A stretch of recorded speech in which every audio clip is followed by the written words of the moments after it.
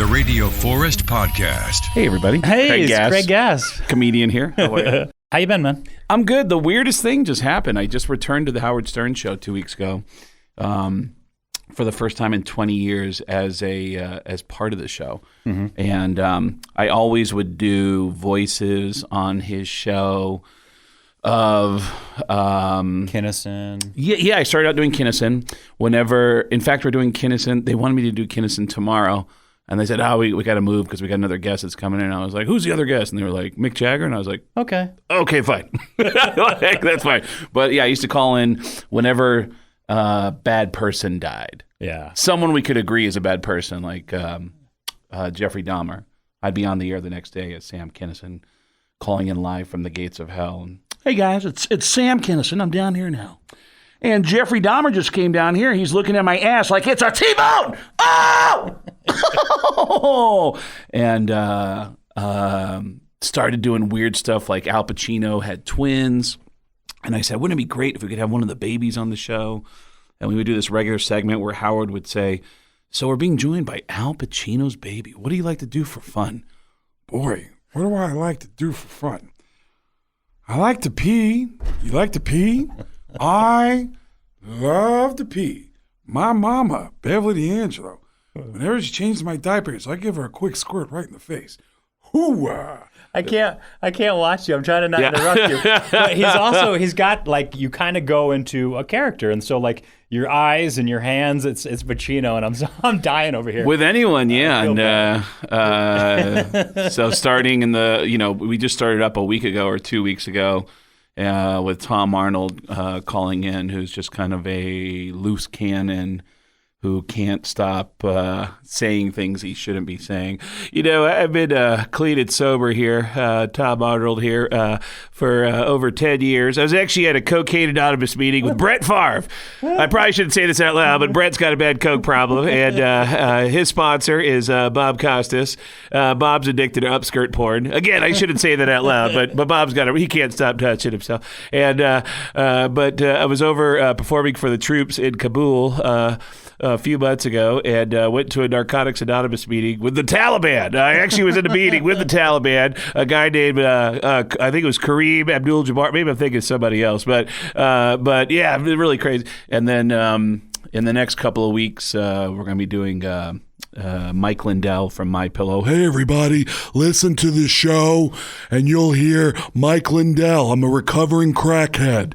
I'm clean and sober now, but I'm a recovering crackhead. You gotta listen for my participation in the show.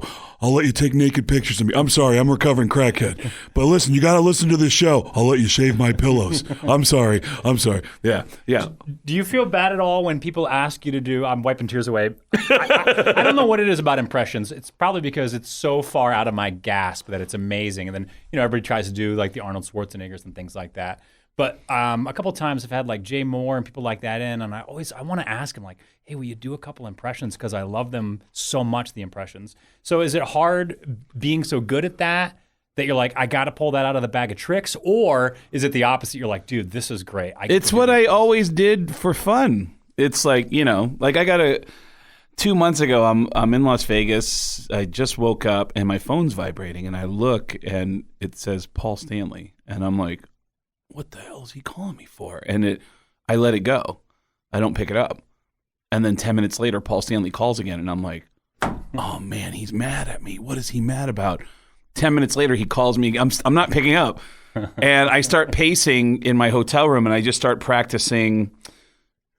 That was a long time ago. I'm a better person now. Like, I don't know what he's calling about. I must have said something. Yeah. So I'm practicing this apology. And then I finally pick up and I go, hello? And he goes, hey, Craig, it's Paul Stanley. And I go, hey, Paul. And he goes, a good friend of mine was playing me his voicemail message, and he got Morgan Freeman to do his outgoing message. And you do so many great voices. I just wanted to know, and I don't know if you have time to do this, but I want to know if you could just do my outgoing voicemail as like Al Pacino. And I said, okay. And he goes, would you be okay with that? And I said, yeah, Sure. Paul, that's literally What I how do. I spend all my free time. Like, this is what I do for fun all day long. So, yeah, whatever. The lisp is so good. I'm sorry. Yeah. I'm crying again because Yeah. it's funny in between songs when he talks. You're like, how is that dude singing that well? You know what? I'm going to be talking about this on stage this weekend. I'm here in Boise this weekend to perform at the Lounge at the End of the Universe. And it ends up with me sending Paul Stanley a message saying, Hi, this is Al Pacino. You've reached the voicemail of the Star Child. Leave a message and don't ramble on and on, because if you do, I know where you live. I'm coming to your house, and I'm taking a flamethrower to that mother trucker. and I sent it over. And I said, hey, if you have any notes, let me know. And he texted me right back and said, yeah, I have some notes. And I was like, oh, come on, man. And he didn't want me to curse. And I was like, all right. So he had me do a clean version. And then he texted me and said, hey, you want to perform with Kiss in October? And I was like, I would love to. So I got offered a gig. Nice. After I leave Boise, in 2 weeks, I'm going to Miami to perform with Kiss on the Kiss Cruise. Dude, that's so awesome. They were supposed to be here last week and they had to cancel. Oh, you're kidding. No, dead serious. And I think it was low ticket sales because the show originally was like not pre-COVID, but like the beginning of COVID. I'm trying to remember because It was a rescheduled date. yeah, it was a rescheduled date. So I think just with COVID and not knowing is it happening, when is it going, I don't think it picked steam back up. But they were supposed to be here, I think Wednesday last week. I was just going to say, I got into town last night and I was hanging out with my buddy Dave Buckner, who lives out here. Papa Roach, Papa Roach, who he moved here to the Boise. original drummer. And he was talking about, he goes, I haven't been to many concerts. And I go, well, you just missed Kiss because I thought they were here. I didn't know it canceled. And he was kind of like, what? Kiss came to town and I missed it? So he'll be happy to know that he didn't miss anything. So, but yeah, it's been a weird time, but I'm so happy to be back here because, God, I mean, I only performed here once. Yeah, the last time you were here, actually, we've played it a lot on the radio here. It was pre-COVID because you did. I don't know what we were talking about, Kiss, but you were doing Gene talking about how you invented the coronavirus. Oh my And God! he's got the cure because it only costs you if you go to the KISS website, click on the cod piece. So we played that, and then COVID got more serious, and I kind of stopped playing it. Because You know what's this so- was pre-craziness. It was just like, oh, some people have COVID. You know what when it- you came in, there was no mask. It was way before. It was late February. you're right. I flew from Hawaii to Boise. I was on vacation in Hawaii. I come to Boise. You just went and saw Korn. I saw Korn that week in Nampa. Yep. And I remember I got to my hotel, which was this dump of a hotel over by the airport. And they closed and rebranded as a couple different hotels since then. But it's literally like right outside the entrance of the airport was this hotel. And I remember checking in and the woman goes, so where'd you come in from? And I said, Hawaii. And she goes, Hawaii? And I said, yeah, I was on vacation. Now I'm going to work. I'm a stand-up comedian. I'm performing in Boise. And she goes, well, if you're coming in from Hawaii, I'm going to get you a room near the pool so you can feel like you're still in Hawaii. It was an indoor pool. And I was like, yeah, this is just like being in the islands. Just like it, yeah. Just like it. But yeah, I forgot about that. Dude, that last show I did was 2 weeks after here. I did 2 nights in New York City on Friday, March 13th and Saturday, March 14th. And that is when the virus was spreading through New York City at an accelerated rate that was scaring everybody around the country. Like, oh my God, New York's about to shut down. Yeah. New York was And- like the first big city. We're like, what is going on? Yeah, New York was spreading like crazy in New York.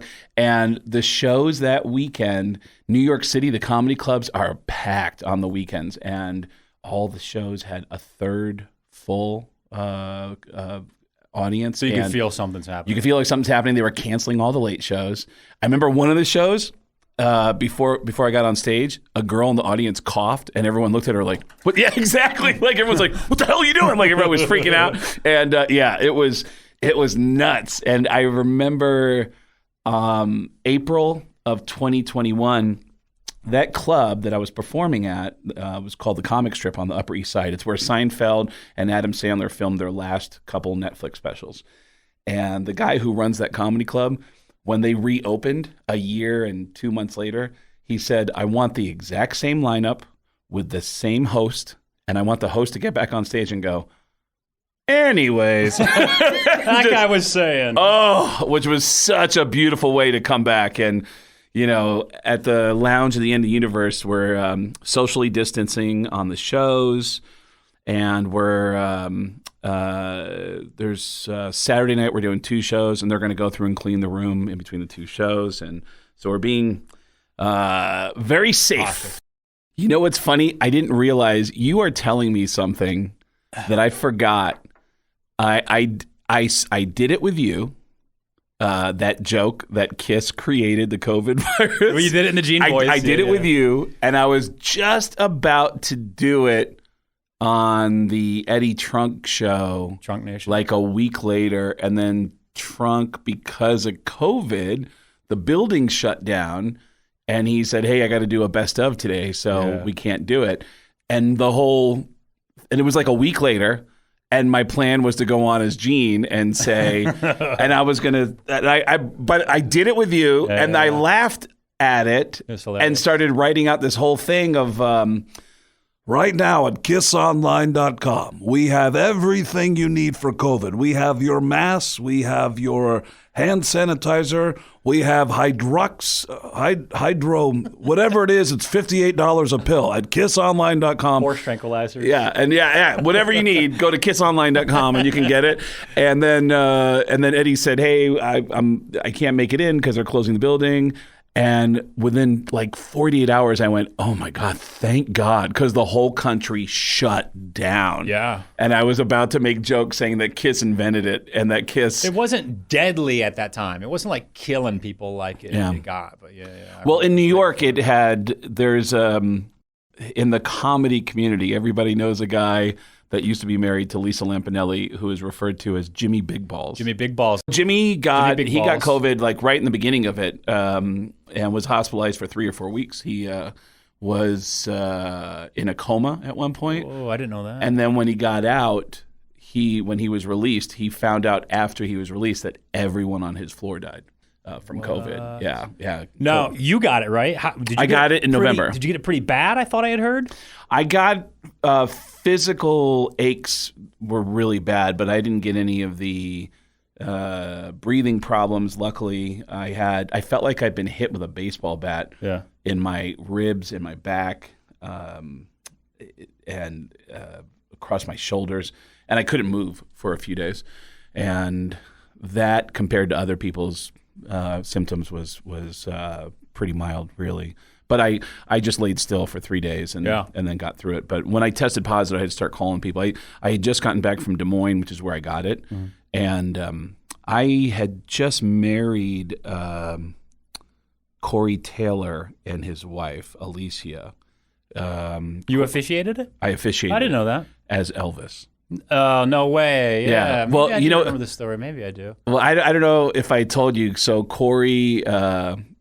you know what? If you're coming to the lounge at the End of the Universe, yell out Corey Taylor, and I'll tell you the full uncensored version of the story. But the censored version is that Corey and Alicia both asked me, hey, where are you on this date in 2 months? And I said, I'm free right now. Why? And they said, because we're getting married, and we're not having, like, the ceremony is going to be private, but then we want to have a party. And we want to invite all of our friends to come over for the party. So we want you to come. And I said, yeah, man, I'm down for that. And then Corey goes, all right, I got to get ready. Because we're talking backstage at a Slipknot show. And he goes, I got to get ready. So he takes off. And then Alicia turns to me and goes, hey, I have something I want to talk to you about the wedding. And I said, yeah, what's that? And she goes, if this makes you feel weird, just tell me. And don't worry about it. And I'm like, okay. And she goes, so when Corey first proposed to me, we started planning the wedding, and he said, how great would it be if we had an Elvis impersonator marry us? And she looked at Corey and said, there's no effing way I'm letting you get us married by an Elvis impersonator. And she says, every time it came up, though, he looked so happy whenever he would bring it up. And I'm listening to this going, oh my God, please tell me you want me dressed up like Elvis. Please tell me you want me dressed up like Elvis. And she goes, so I don't know if this makes you feel weird at all. And I go, do you want me to dress up like Elvis? She goes, yeah. And I go, hell yeah, I'll dress up like Elvis. And then that was it. We didn't discuss it any further than that. I had my own idea in my mind. She had her own idea, and she didn't tell me what that was. And I show up to the wedding party, And at one point she goes, okay, are you ready? And I said, yeah, I'm going to go get the costume and do this. And she goes, all right, I'm going to get the kids. And I go, I go, for what? And she goes, I'm bringing the kids to watch the wedding ceremony. And I go, oh my God, Alicia, you can't. Kids should not see what I'm about to do. And she goes, why? I go, I have a bag of cocaine on me. I have my pockets are filled with pill bottles. It wasn't real coke. It was like a bag of sugar. Elvis, yeah. But I have a gun. I brought a gun. I have a gun and I got a bucket of chicken. I mean, I'm late stage Elvis. I'm going to be gargling pills the whole time and snorting coke. And she was like, oh my God. So she had to like keep the kids away. Yeah. And I actually have the video on my phone. And I was just editing to send over to Corey just to make sure it's okay to release. Yeah. Hopefully I can release it this week. But yeah, it was a very festive moment that happened there. But I go to Des Moines in the middle of COVID to do a couple of shows, to do a couple of socially distanced comedy shows. And I end up connecting with one of Corey's best friends out in Des Moines, who we connect the night of the show. And I said, hey, dude, I got a weird feeling about this room, because the room that I performed in where I got sick, the owner of the club cranked the heat up because it was freezing outside, and it was almost misty inside the room. And I just kept thinking, oh my God, I'm going to get COVID. I'm going to get COVID. This is so bad. And I told Corey's friend, I said, hey, I go, can you just give me your cell phone number and I'll text you the address to my hotel? There's a donut shop behind my hotel that I've been dying to go to. I've been looking at it every night when I come home to the hotel. It's called Hertz Donut. I just love that, Hertz Donut. Like the when you're a kid. Yeah, exactly. You want a Hertz donut? Yeah. What's that? Bam. Yeah. That hurts. So I give him my address, and he meets me afterwards, and we go. And it turns out to be an awesome donut shop, and we end up hanging out for a couple hours. 2 days later, I find out I have COVID, and I called him and I said, "Hey, dude, this is a weird conversation, but remember like an STD call." Yeah, I said, remember when I invited you to my hotel? You need to get tested. And he goes, what? And I go, yeah. And he goes, my mom always warned me about going to strange men hotel rooms. And If a guy offers you a donut in Des Moines late at night, you gotta say no, baby. man, you gotta have some control over yourself. But yeah, dude, it's I got sick for a good half of a week. I got the body aches, but overall I was okay. Then I got fully vaxxed and started working in April. So started getting back to life, and then this weird thing happens with Howard, and then we'll see what's going on with him. So do you know how long you're going to be there with Howard? Are you writing? Or are you just like, hey, you're my voice guy, let's call him once in a while when something fits, or if you come up with an idea? It's escalating really quickly. They sent me some equipment to travel with. I have this suitcase. Because I think they're all in different places. Like Robin's Everyone's in one place, home. Howard's, they're all Everyone's home. still. It's all on Zoom.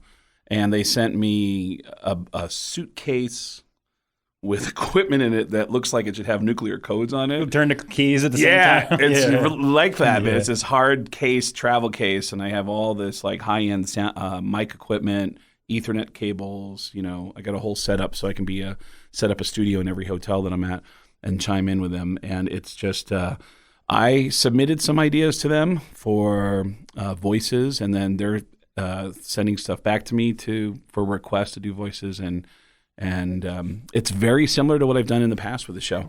And I left wishing, once they gave the job to Artie, I remember walking away and thinking, man, I wish I had done more with them. Were you going for the job when? When it was Yeah, they had me come in for 2 days a week, and that turned into 2 days a week every week for like 10 months.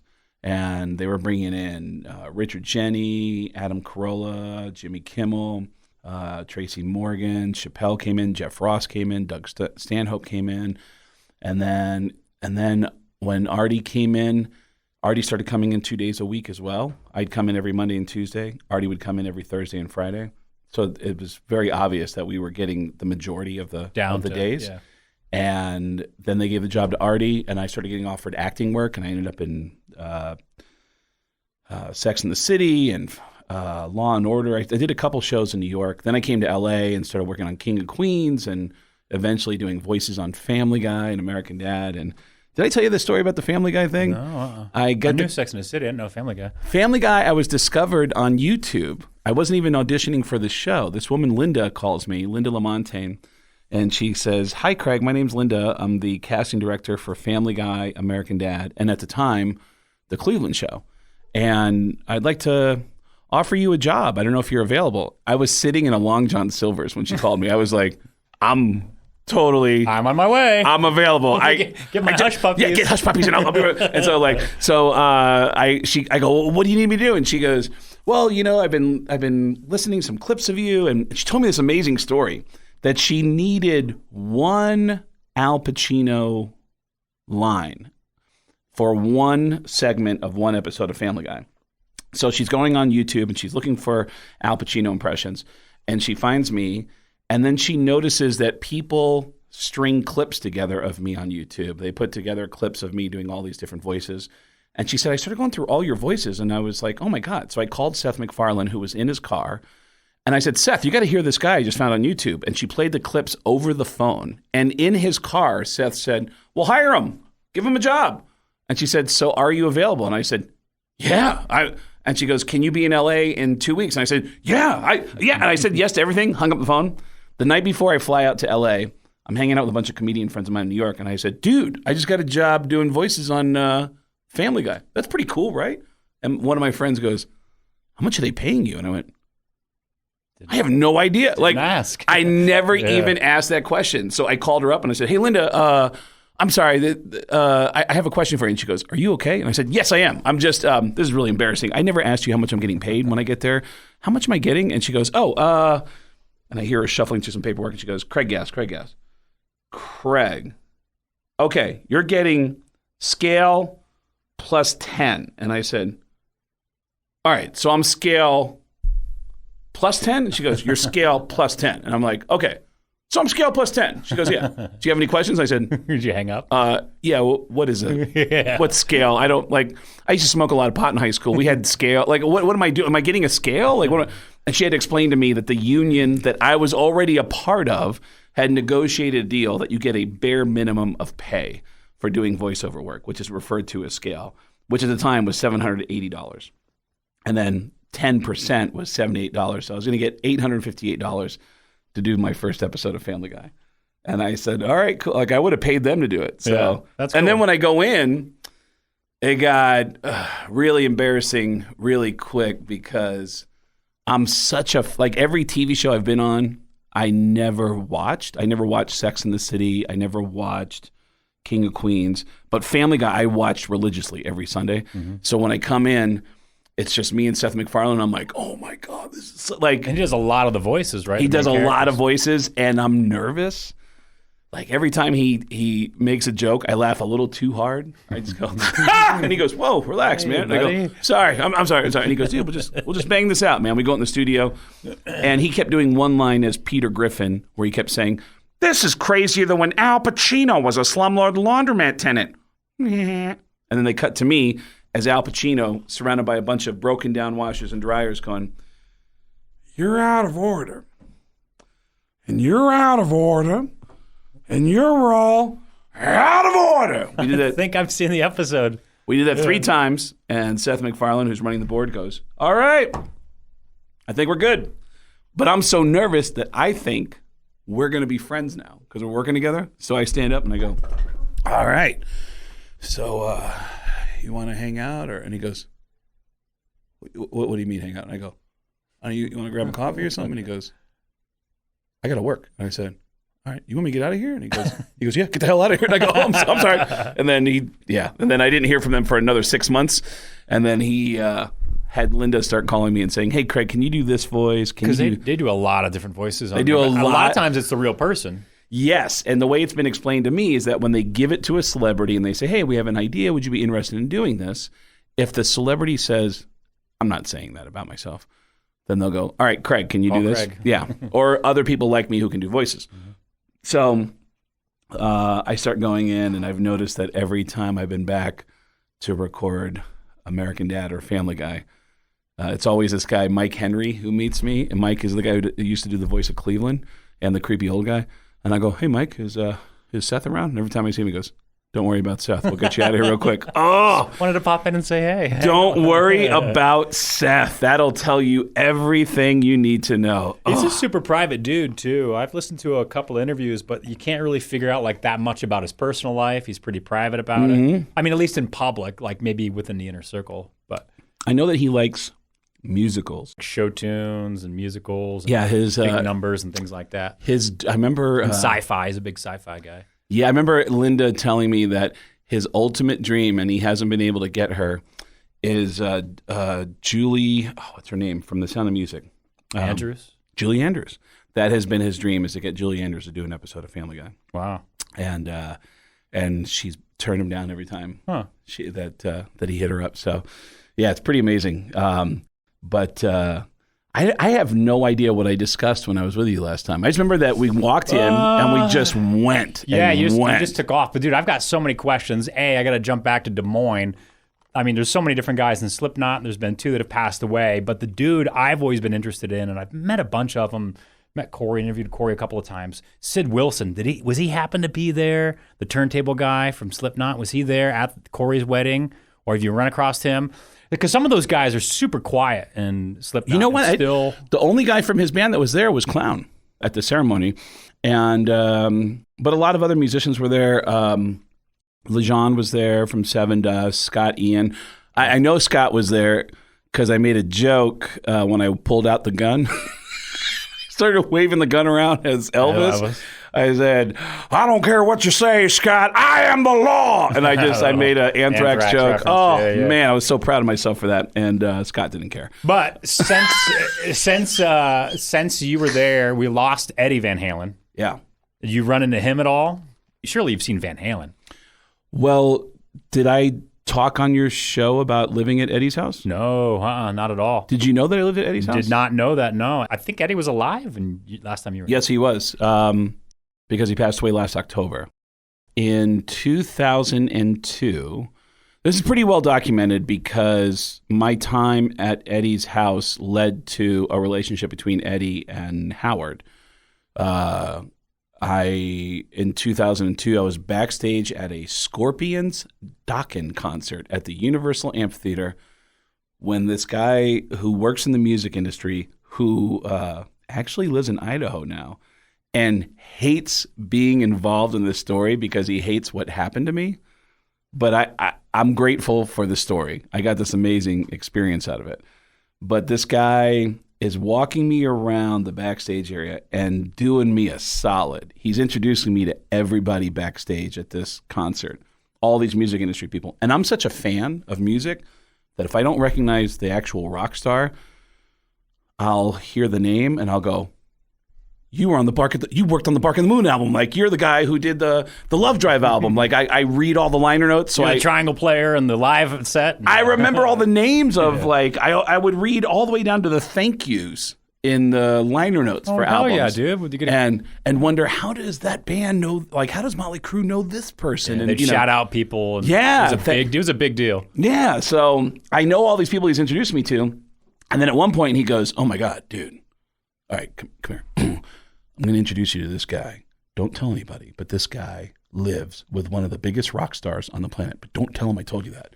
And then he walks me over and he goes, Maddie, hey, dude, I don't know if you listen to Howard Stern or if you watch this TV show or that TV show, but this is a comedian friend of mine, Craig Gass. And this guy turns around and goes, oh, my God.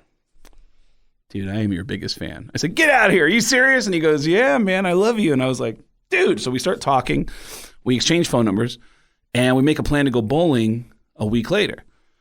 And I called him up on the night that we're going bowling, and I said, hey, so we're going to do 9 p.m. because they have a league night that ends at 9. So is that okay? Is that too late for you? And he goes, no, that's fine. Hey, is it okay if I bring my friend Ed with me? Because I've been telling him about you for a while. And I said, yeah, that's fine. And he goes, okay, because he's got a kid. His kid's 12. And I go, dude, it's bowling. Who cares?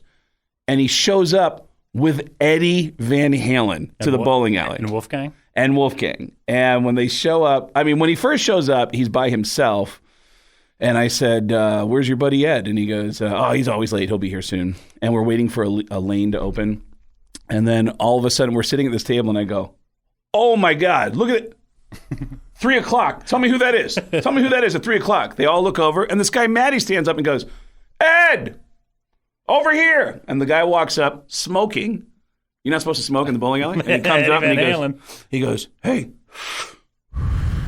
which one of you guys is a comedian? And I go, that's me. And he goes, hey, man, I'm Eddie Van Halen. And I go, yeah. what's going on? And he goes, Wolfie, this is the guy. And come to find out, I make the connection that Maddie is Eddie Van Halen's assistant. Maddie lives in a guest house on the property with Eddie. And Maddie runs the 5150 Studios, which is also on the property. And he's such a fan of the radio show that I work on that Maddie gets up every morning at 5:30 in the morning so that he can scoot up to the studio and listen to the entire broadcast from 6 to 11 a.m. And when I started appearing on the show, Maddie starts coming down and saying, dude, there's this new guy on the show who does a crazy Paul Stanley impression. And then a week later, oh my God, that same guy does an amazing Lars Ulrich impression. And then a week later, oh my God, that same guy does a Sam Kinison, and it goes on and on and on. And then at the bowling alley, Eddie is telling me my whole life story back to me and smoking. And I'm like, I go, yeah, that's true. That's true. He told me a story that I had mentioned on the air that Howard was taking credit for all of my success, as he should. And while he was taking credit, I said, Howard, you don't even know the half of it, man. I've been broke my entire life. In fact, all I've ever wanted to own, once I started making money, all I've ever wanted was an illegal cable box. That's all. All I wanted was one of those boxes that unscrambles all the channels. And Eddie Van Halen, the bowling alley, is like, dude, I heard all you ever wanted was a legal cable box. And I go, yeah. And he goes, that's crazy.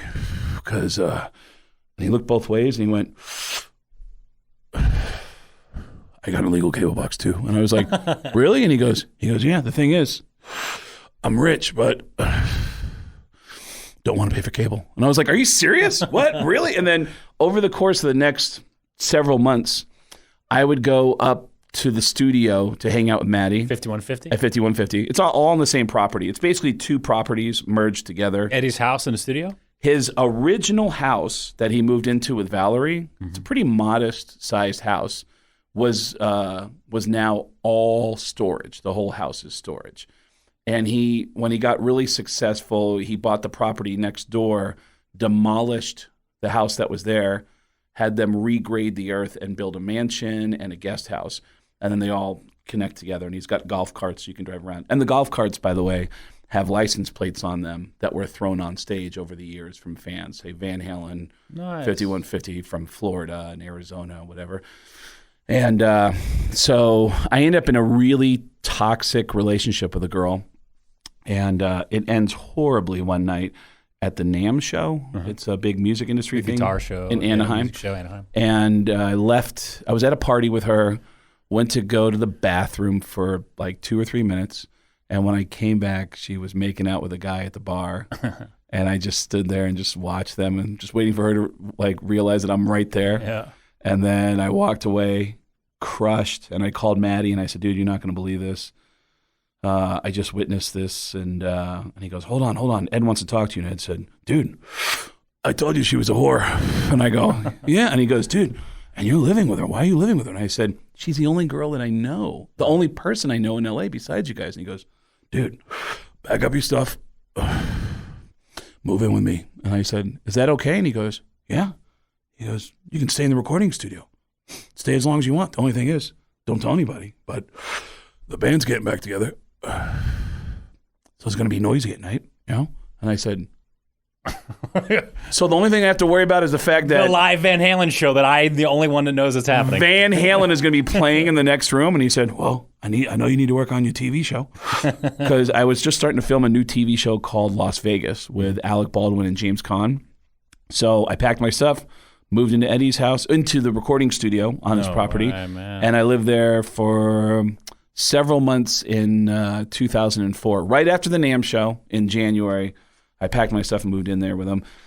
And a lot of funny things happen, but one of my favorites is in March of that year, Metallica did a couple of nights at the Forum, so I took Maddie with me to go hang out at the Metallica show. And I met a girl at the show who was really cool. We exchanged phone numbers and we were texting throughout the whole show.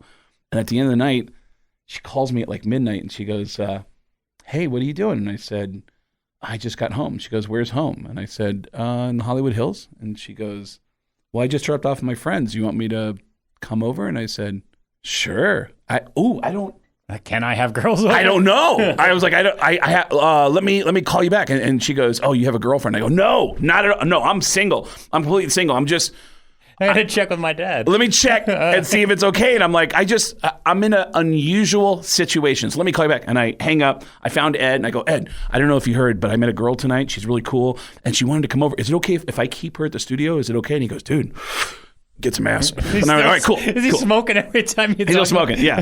And by the way, he didn't say ass. It was a different body part. But he said, yeah, go get it. And then, so I told her, you got to meet me at the bottom of the hill. It's a big, long, it's called Coldwater Canyon. At the bottom of Coldwater Canyon and Ventura is a Ralph's supermarket. And I said, meet me at the Ralph's. You're going to have to leave your car there, jump into my car. This is spooky. She was like, why do you need permission? And I don't know how to flat out say, I live at Eddie Van Halen's house. Yeah, you don't want to come out and say that, though, because it's it's odd. And you don't know if it's cool with Eddie that, like, hey, this guy's saying that he lives with you. And he's like, well, true. Kinda. So I bring her up the hill, and we go through the back gate. There's two gates. The back gate is where 5150 Sneaking is. a girl home at Eddie Van Halen's house. And I open the studio door. I still haven't said anything yet.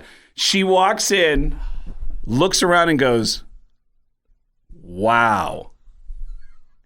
She goes, is your friend like the biggest Van Halen fan on the planet or what? And I go, yeah. Yeah. And then she starts to realize, how do you get stuff like this? There was a plaque on the bathroom, on the wall outside the bathroom. There was a plaque that had all the covers of every Van Halen album, and it said commemorating 60 million records sold. And I finally said, do you hear the noise in the next room? That's Van Halen. This is Eddie Van Halen's house, and he's just letting me stay here until I get on my feet again. And she went, oh, okay. And to answer the next question that every guy always asks, 2 minutes. From that point, it was probably 2 minutes, and then it was awesome. So, but yeah, it was really. Is this David Lee Roth back together, or is this no? They Hagar? were the new album they were working on was not Sharon, is it? No, it was Sammy. They were working on a best of album that had two new songs, and when Sammy and Michael came over, I wasn't allowed to be around when Sammy or Michael came over. I was told I would just get a text. It was communicated to me pretty early on, like, hey, if Sammy or Michael are here, you gotta go down to the guest house. And that makes sense. That totally makes sense. Yeah, well, they didn't, like, his brother started coming over. Alex started coming over, and when Alex came over, it was awesome. Did you meet him? Because he's like all the time, super. Oh, dude. Oh, yeah, he's super quiet. Like Eddie's spotted and is at NAMM, but right. Alex is just like my brother died. I'm sad. And you're like, that's it. Oh God, what a dude. Yeah, Alex was sleeping on my couch the first time I saw him. I opened the door and I saw a guy with a hat over his head, and I go, oh, sorry. And he goes, and I go, oh, no, sorry, I'm Craig. And he goes, hey, I'm Al. And I go, hey, Al. I was like, oh, wait a minute. I go, oh, what's going on? Oh, man. Hey, all right. And every time he'd come over, it was story time. And I love hearing a good story. I love telling a good story. And that dude. Alex, tell stories. Alex has amazing stories. Really? Yeah, I remember one of my favorites was that on his Al and Ed had two best friends when they were kids who were also brothers. And the one that was best friends with Ed killed himself when they were teenagers. And Al's best friend, in their teenage years, they started smoking and drinking and getting into rock music, and they would listen to Rolling Stones records and get hammered and go, man, when we grow up, we're going on tour with the Rolling Stones, man. We're gonna tour with the Stones. And then they get a band that actually starts to happen. And in the middle of touring to support Van Halen 1, they get an offer to open for the Stones for, I think it was 2 nights, but the first night is in New Orleans. Now this best friend of Al's is his drum tech. So they fly into New Orleans and they act like rock stars in New Orleans. They're in the French Quarter and they're just getting wasted and having a great time. They're going to perform. They're going to open for the Rolling Stones at the Superdome. And Alex's best friend, who Alex described as being a couple pickles short of a Big Mac, they all used to do a Pratt pratfall thing where they'd walk up to a wall and throw their head against it, but hit their hand right before their head hits it, so it makes like a thump, and then like, oh, like, you know, and it was a dumb like pratfall thing they do all the time. Al's buddy apparently didn't understand you're supposed to use your hand, and he walked up to a light post in the French Quarter and said, "Hey guys, look!" Wham! And he slammed his face into a pole, and blood shot straight out of his nose, and both his eyes started to puff up really bad. His eyes sealed shut. They were so black and blue. And the next day, they're at the Superdome setting up when Mick Jagger strolls over to the stage to say hello to this new band, Van Halen. And he comes over, and Alex runs up to the front of the stage, and he goes, "Hey, Mick, my name's Alex. I'm the drummer for Van Halen. My best friend and I, our whole lives, we've been saying someday we're going on tour with the Stones. And he's my drum tech now. Do you mind coming over and saying hi?" And he goes, "Yeah, sure." And he comes over and he goes, "Hey, Mick, this is my best friend. This is Alex." And his best friend was wearing dark sunglasses, and he put his hand out off to the side and said, "Hey, how you doing?" And he's nowhere near Mick. He's got his hand out, and Mick looked at Alex and said, "This is your drum tech?" Like, he thought he was blind. Yeah. Oh, Blind drum tech. oh, yeah, that story. Yeah, that dude had some amazing stories. Did you, because correct me if I'm wrong though, but then you know Jerry Cantrell, right? Alice in Chains pretty well. I did a tour with him. Such a good freaking story, and I had heard it before Eddie had passed. That I never knew that Eddie was such a good guy. Like you just didn't hear it. Dimebag, is that what you're about to say? No, but tell me what that means. But Jerry told such a good story about them going on tour, and then he's like, "Dude, I didn't have anything. We were dirt poor. I had nothing." Oh, and Eddie gave him like guitars and amps and what do you need, and sent him a whole bunch of stuff for no glory, kind of like what Eddie did for you. He's like, "Dude, I got tons of amps and tons of guitars. I can get you brand new stuff. You're gonna be fine. I'll take care of you." He said when he got home from tour, there was like all this stuff for him. He still has a couple of them. Sometime in early 2004, when I was living at the house, I think maybe had I moved out already. I got a call from my buddy Wookie, who was tour managing Damage Plan, and Damage Plan was going to film a video in Burbank. And Wookie said, "Hey, dude, I know you're living at Eddie Van Halen's house. Dimebag is the biggest Eddie Van Halen fan. Is there any way one of his guitars? I think. Can you, well, and that was the story. Sorry, I jumped ahead. No, that's yeah. So he said, "Is there any way you can bring Eddie to the video shoot?" And I said, I talked to Maddie, and Maddie said, "Hey, well, you and I can go." And I was like, "All right." So I said, "Hey, I don't think Eddie can make it out, but I'm gonna come with Eddie's assistant." And he's like, "Yeah, cool." And then I remember seeing Dimebag at that video shoot, and Wookie going, "Hey, man, this is my friend Craig, and this is Maddie." And Dimebag goes, "Yeah, I heard you're very funny." And then he looks at Maddie and he goes, "Are you the guy?" He just got Eddie Van Halen. Hey, that's great. Great. You're a comedian. Mm-hmm. Are you the guy? Are you the guy? And then they start talking, and Dimebag has this childlike enthusiasm about Eddie, and which Maddie thought was cute. And at some point, Dimebag did get to meet Eddie, and then he passed shortly afterwards. Within a couple years, he was killed, and Eddie brought one of his guitars that Dimebag loved and buried it with him. So, yeah. I don't know how any of these stories are going to help me for my shows here in Boise. Yeah. I know, I'm telling all these like serious. In Boise. When are your shows? We didn't even talk about that. So I'm performing this Thursday through Saturday at the Lounge at the End of the Universe. We're doing one show a night, Thursday and Friday, 2 shows on Saturday to wrap up. And I'm going to be doing all the tickets are at getgas.com, getgas with 2 S's.com. Yeah, I'm trying to think. So what did I cover the last time I was here? Dude, I don't even remember. I remember the Kiss thing, but I do have a couple more questions because let's hit it. I do know, I'm not sure which one to get into first. Mitch Hedberg, roommates for a while? He was my first roommate in New York, yeah. And Mitch was one of the most well put together people I've ever met in my life. He was really selfless and independent. He could cook. He was just. I've always referred to him as one of the most perfect people I've ever met. He just had one flaw. Drugs? And that flaw killed him. Yeah. And So was he like doing drugs all the time then? What was his drug of choice? Because I saw him a couple of times and he seemed to be like in on it, like, hey, I do drugs. Right. He had a couple of jokes about that. Yeah. And you're like, I think he's serious. He'd So it say, wasn't a big surprise. yeah, one of his jokes was, I used to do drugs. I still do, but I used to too. Yeah. And something about, I love FedEx because the FedEx driver is a drug dealer and he doesn't even know it. And So was it a lot of drugs behind the scenes all the time? Or like as No. fans, we never really knew like drug of choice. Was it really bad? Was it just like, whoops, I did it was too many? drinking. We would drink. He liked to smoke.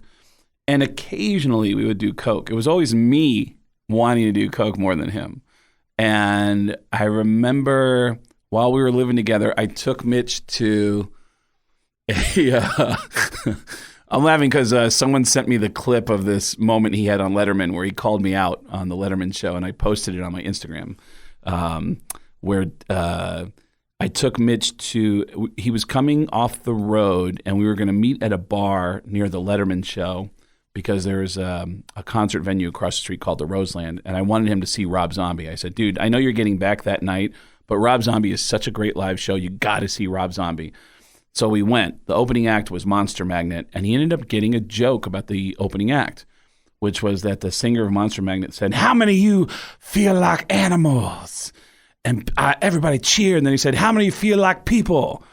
And then people, how many of you feel like people? How many of you feel like animals? And Mitch said, I felt bad because I cheered too early or something like that. Yeah. And he made a joke about it on the Letterman show where he said, I went to a heavy metal concert with my good friend. Y'all know the world famous Craig Gass. And the whole Letterman audience went, it made Mitch laugh.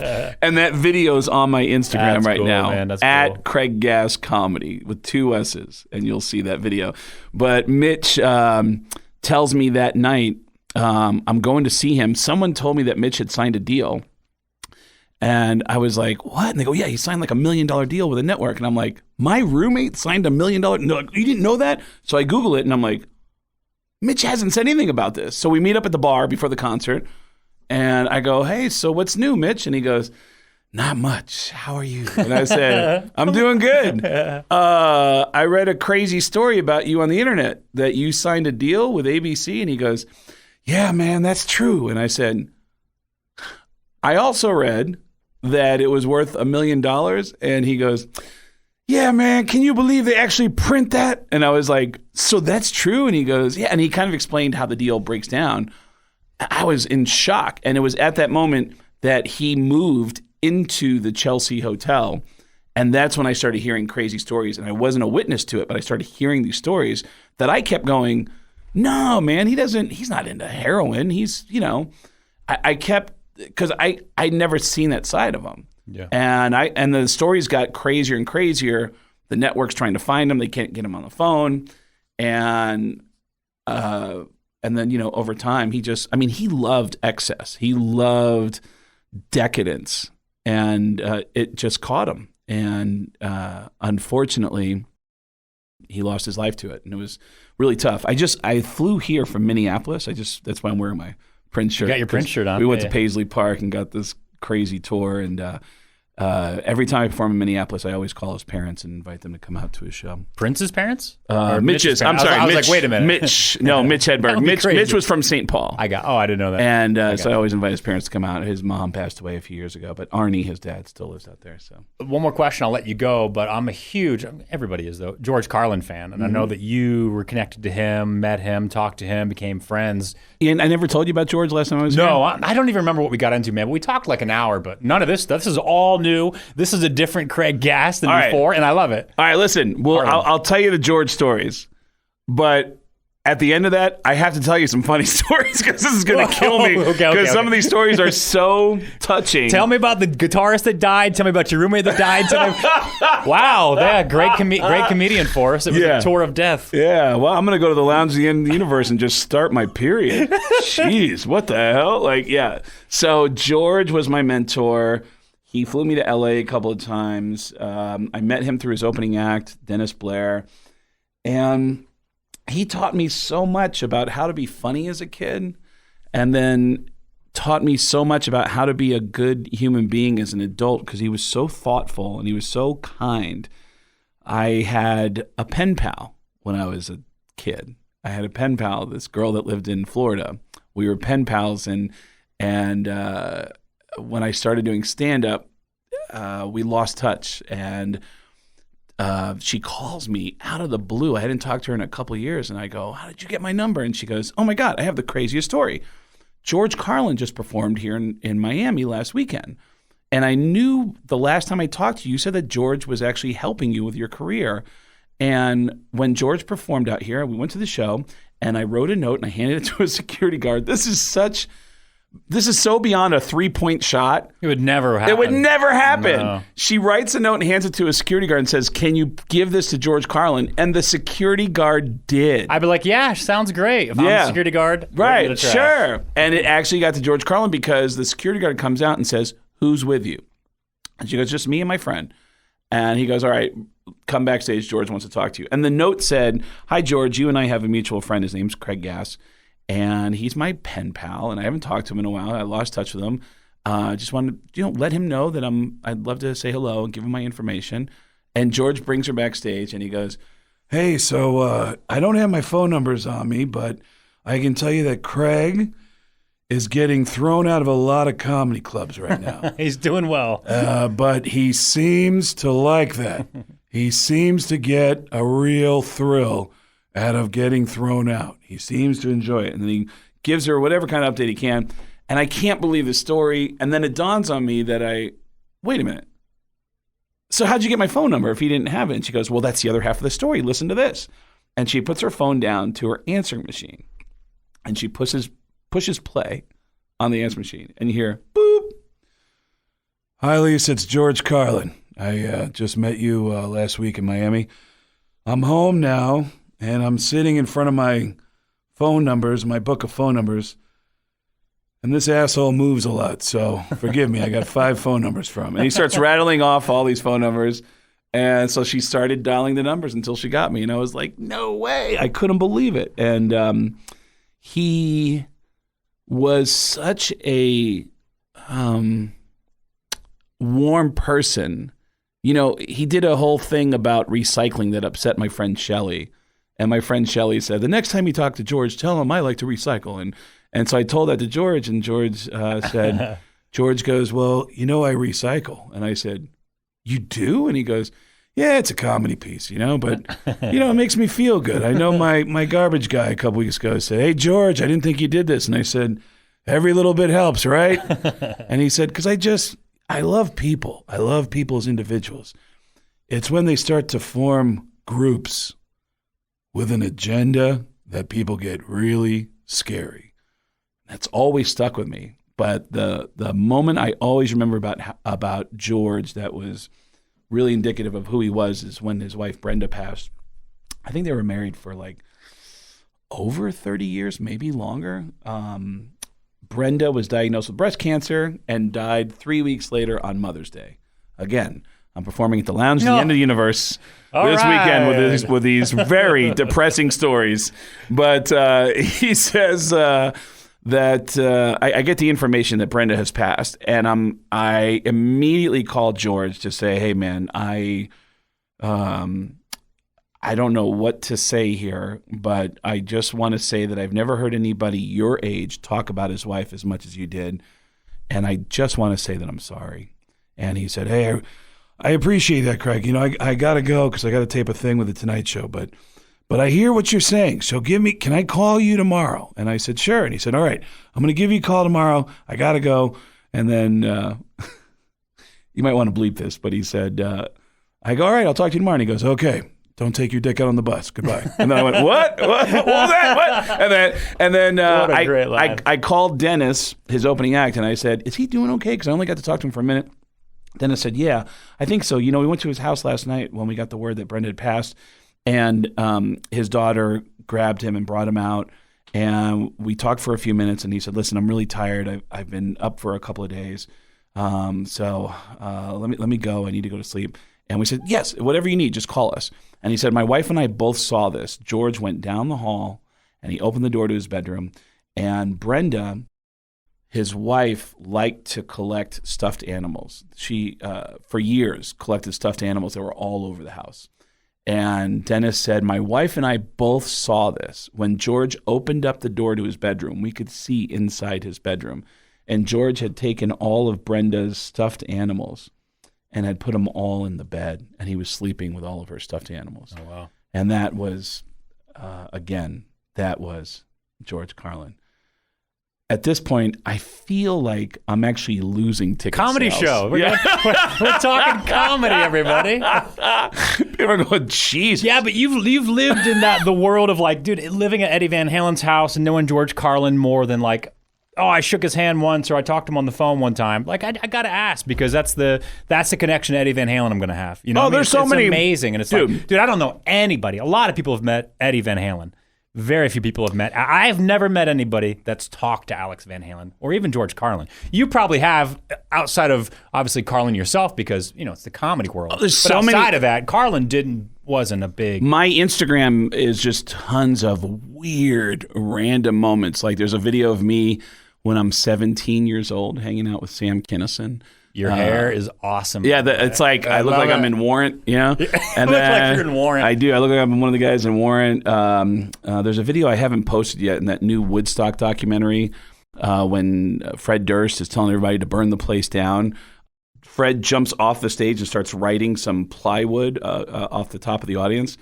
And no one, I thought, was looking at the stage because Fred's out there. So I went center stage, and you can see me. Dude, I was there. I was there in the crowd. Were you really? Yeah. What did you do? I don't remember. You can see me in the documentary. I'm just on stage with Limp Bizkit, and I walked out center stage, and I'm right behind Fred with a really cheap disposable camera, That's and what they had then, I'm yeah. taking pictures, and you can see it in the documentary. That's awesome, man. You know, when the Cubs won the World Series, Bill Murray shows up right behind me, and that video went crazy viral, and it looks like Bill and I went to the game together. But the shows that I do it's a lot of impressions and a lot of stories about the people who I do impressions of. And not people dying, and it's not all the sadness. I haven't heard your Lars Ulrich, though. Well, the Lars Ulrich is funny. Can I? This is moving forward. This is what I'm hoping will be played on the air is right here. So I'm a stand-up comedian. I'm mostly known for doing voices. If you come out to my shows this weekend in Boise, it's a lot of impressions. And I've always been able to do any voice that I hear because of how I grew up. And this is not a joke. It's a true story. Everyone in my family is deaf.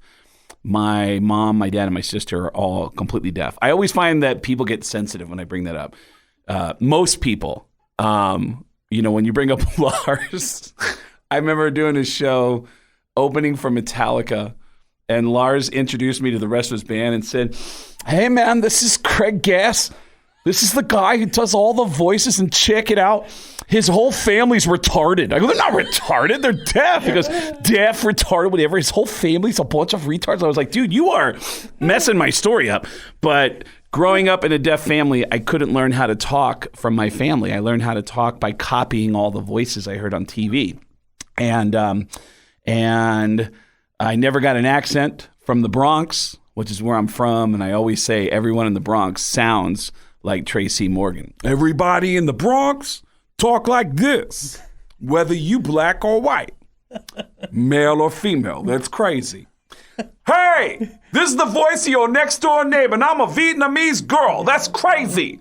Like everybody sounded like that. So from Christopher Walken, Who has a really weird stop and go kind of voice. Well, he'll talk every once in a while.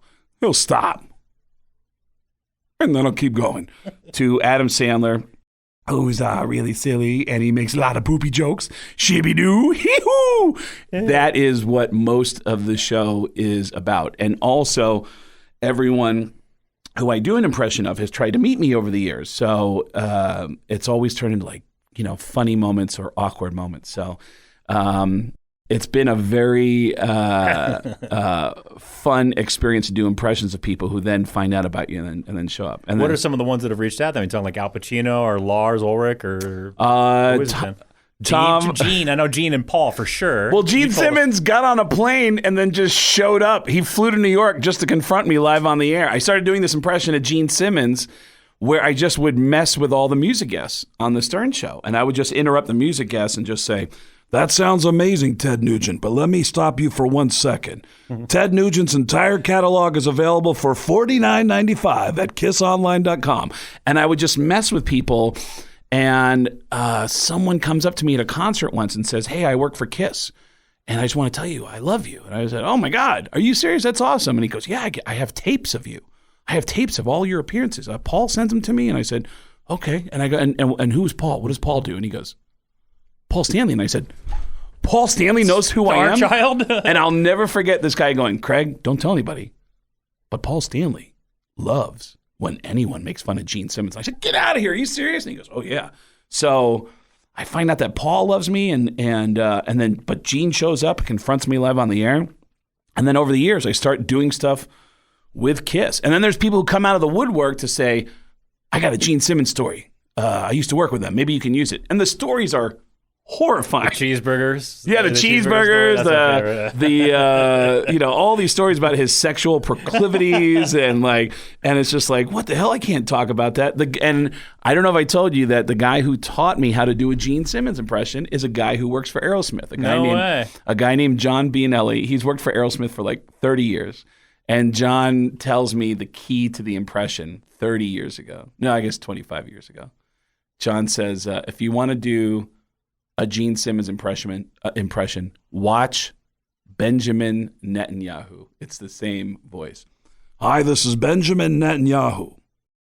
From Kiss, it's the same thing. It's the same voice. And over the years, John and I, when we call each other, that's how we talk to each other. He picks up the phone, he goes, hello. Hi, John, this is Gene Simmons.